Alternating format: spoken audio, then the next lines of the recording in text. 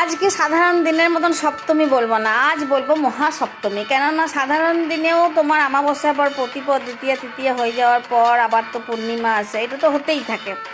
কিন্তু এই যে দেবীপক্ষে যে সূচনা হয়েছে তাতে আমরা আজকের দিনটিকে বলবো মহাসপ্তমী। মহাসপ্তমীতে আজকে কলা বউ আনা হলো, তো সেটা তো আমরা রাস্তার উপরে থাকি, তো এই রাস্তার উপরে কলা বউ আনা দেখতেই আমার বেশ ভালো লাগে। কেননা আমি কোনো দিন কলা বউ আনতে যাইও নি শাড়ি টাড়ি পরে, ওই হাতে তোমার আম পল্লব তারপরে ঘট নিয়ে আর কিছুই করে নিয়ে এই রাস্তায় দাঁড়িয়ে এটা দেখি আমার খুব ভালো লাগে। আর যখন কলা বউ আসে তখন ধূপ ধুনো দেখিয়ে, মানে কাঁচা কাপড়ে ধূপ ধুনো দেখিয়ে গোটা ঘরে সেই ধূপ ধুনোটা দেখায়।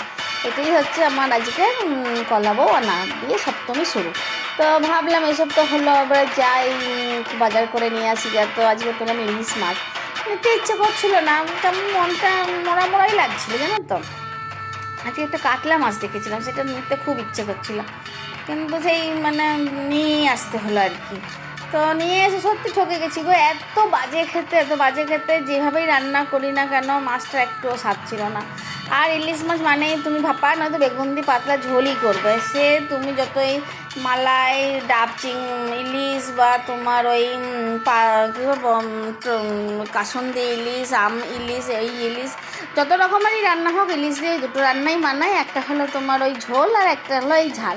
তো করলাম, আর এত ডিম ছিল, ডিমটা দেখে পরে মানে জীবনটা মানে কী বলবো ধরপড় করছিল যে বাবারে এতটা ডিম দিয়ে কী করি, কি ডিমগুলো দিয়ে টকই করেছিলাম, কারণ ইলিশ মাছের ডিম দিয়ে তো বড়া করা যায় না, তো টক করে দিয়েছিলাম। তারপরে খেলাম আর একটু মাশরুম, মানে ওই যেটা সেই ছাতু হয় না বর্ষাকালে, সেটা নিয়ে আসছিলাম, সেটা খেতে বেশ ভালো লেগেছে, বেশ টেস্ট ছিল। আলু আর পেঁয়াজ দিয়ে ভেজেছিলাম, কাঁচা লঙ্কা দিয়ে, খুব ভালো লাগলো খেতে, ওইটা দিয়েই ভাত খেয়েছি।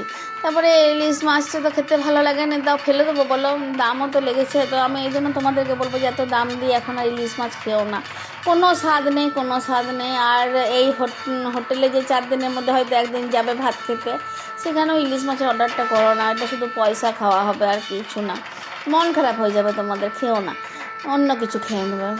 আর আমিও তো আজকে খুব ঠকে গেলাম, বিলুকে বললাম যে ঘরে তো কোনো মিষ্টি নেই, তাহলে একটু নিয়ে ফুচকা খেয়ে মুখের স্বাদটা একটু বদলায়, দিয়ে এই স্বাদটা বদলে তোমাদের সাথে গল্প করতে বসলাম। ভিডিওটা হয়ে গেল আমার করা। আর আমার বরের পুজো তোমাদেরকে দেখাবো, ও তো দুর্গা পূজা করতে বেরিয়ে গেছে।